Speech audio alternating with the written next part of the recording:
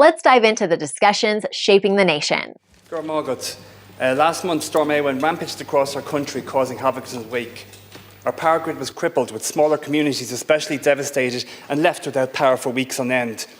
Despite the best efforts of ESB networks and international volunteers, getting repairs done quickly proved a challenge. Thanks to everyone on the front line for your work. But nationally, this is another wake-up call, and successive governments have been asleep at the wheel for over a decade now.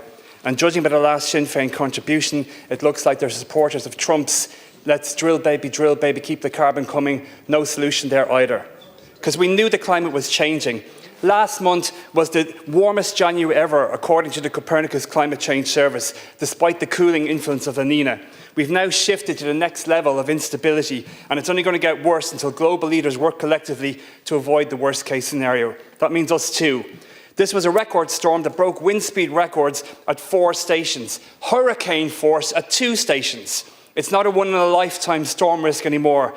If you're lucky, it's a one-in-a-government storm. It's going to happen again soon, and preparations need to be made now, not just in inevitable emergency responses, but on the grid itself.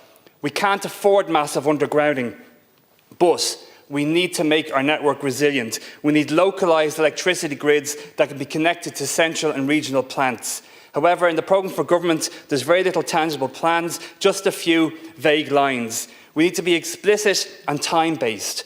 Rural Ireland in particular has massive potential for microgeneration, self-sufficient storage and sharing into regional grid hubs. But we need to plan the system in a different way.